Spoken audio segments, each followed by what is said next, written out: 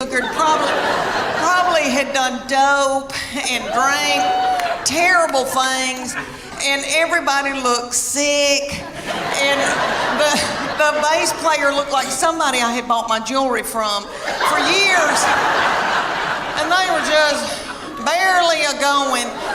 And then Def Leppard came out, and it was that lead singer, I think, has got thyroid issues. His hair was just thin and didn't have a lux to it, and then I noticed he had little bitty tiny legs and a little pot-belly stomach. But he sang "Put Some Sugar on It," which I hate that mess. I am a Earth, Wind and Fire R&B gal, and I love my Journey, but I was like, this isn't my thing. And my husband every once in a while would go, and then just sit down, because he loves it. But anyway, this little man with the tiny little legs and the thinning hair, and then he had this little bump right here, and I could tell that's a hernia. He's got a hernia.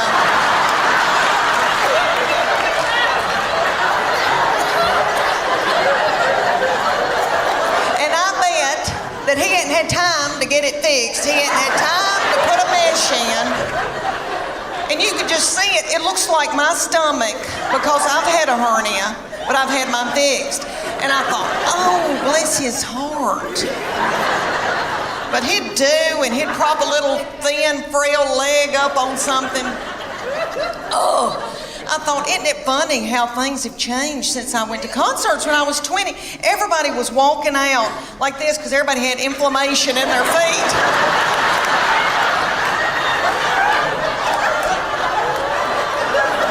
Trying to get to their car.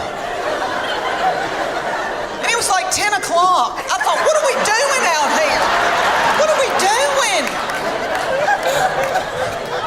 We gotta get home. We gotta get in the bed. Because he is now since married and gone off with his wife and her people. And that's what boys do. They cling to their wife. That's biblical. He said to me, Mom, she is now my immediate family. You are my extended. That's what he said to me right before they got married. And he said, Mom, that's biblical. I'm supposed to cling to my wife. And I thought, why did I show him the Bible? Well, he has always been spiritually mature. We call him our little Billy Graham. My husband and I, we didn't do it. God did it. I'm full of sin. Okay. I've been washed in the blood, but I've been a horrible, horrible person. Not too bad, but okay. So this baby has been just like an old man all of his life. Let me give you an example. He had a little girlfriend in high school, and he would go over to her house and they'd watch movies. And he came home one night and he used to tell me everything. And I said, what y'all been doing? He said, well, we've been watching television and kissing on the couch. And I said, okay, baby, okay. That's all right, that's normal. But I said, before you know it, you've got your hand on, and I just say, slow it down. He looked at me like I was crazy. And he said, Mom, I've prayed about this. Nothing like that's gonna happen. And I know he meant that. And all I could think of to myself was some of the nastiest things I ever did.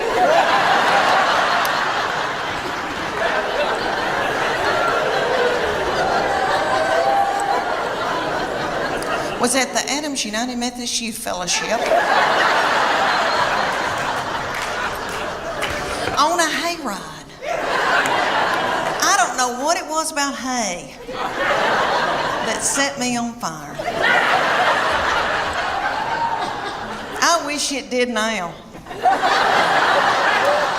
because I could get a new purse out of that.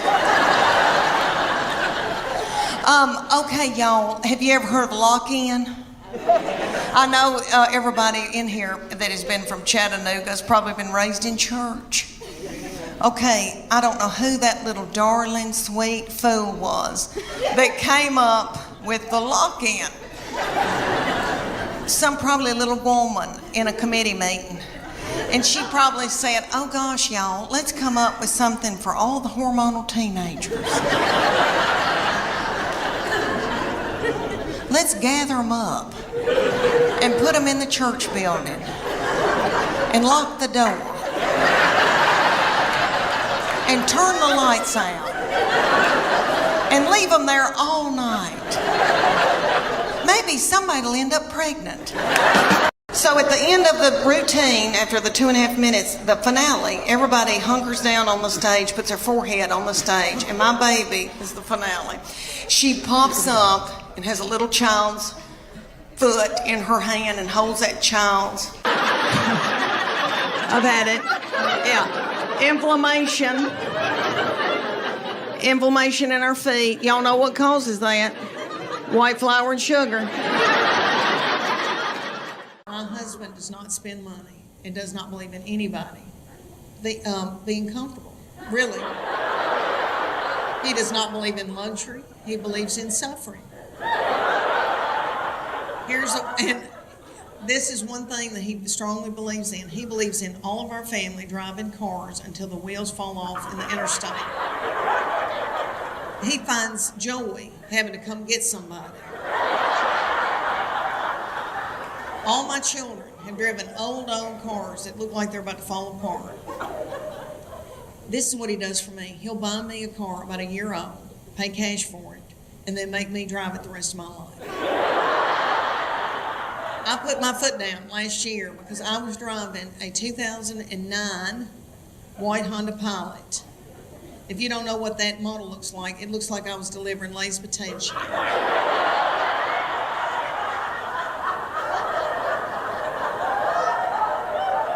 And I never felt pretty in it. I really did. It had over 235,000 miles on it. And the lights started flashing in it saying, "Get out, Leanne. Get out."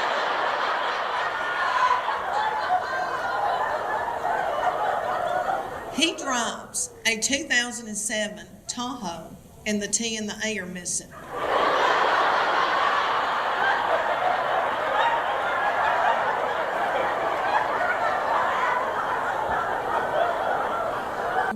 We would be pulling up in that big Tahoe to the Baptist church in the doorway. And when church is over, my husband wants out of there and doesn't want to talk to anybody. And see, that's my time to fellowship.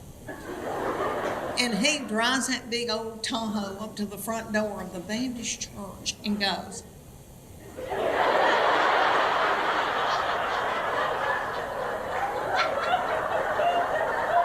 and he always says, "You're the last one in the parking lot." I said, "There's going to be a lot of people at my funeral."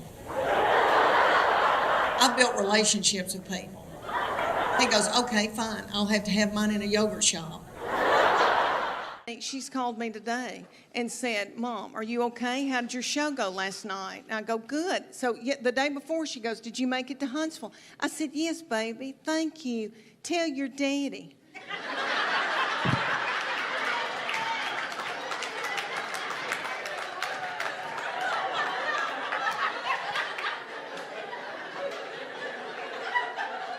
Curtis, he was so in love with me, honey. Stalked me, bought me presents, did all that. We will be married 29 years.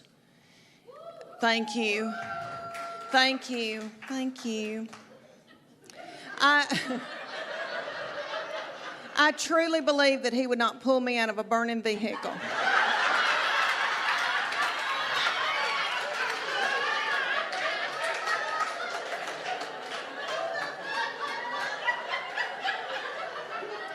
Okay, here's something that's different. Now that they're having little children, so different than when I had mine. There was a book that I read in and out, and I bet a bunch of y'all that are my age read this one too. What to Expect When You're Expecting. Yeah, it was a hateful book. It was a hateful book, but it was true. And they would say things to you like, "You're going to have a hemorrhoid in the 7th month on the 4th day at 2 o'clock in the afternoon." And you'll be like,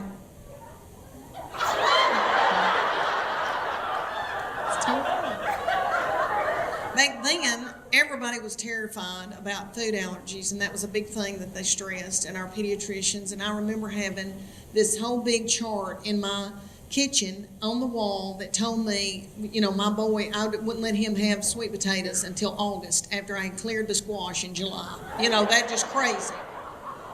And I did perfect with him. The second one came along, did okay with her, really did. That third one came along. We were at the McDonald's. I had two playing one in the balls and one up in a tube. And that my baby child did not have any teeth yet. She was in a high chair, and I threw a cheeseburger onto her high chair, and she gummed it down. And a woman came over the intercom and said, "Excuse me, ma'am, but your baby has pooped in the tube."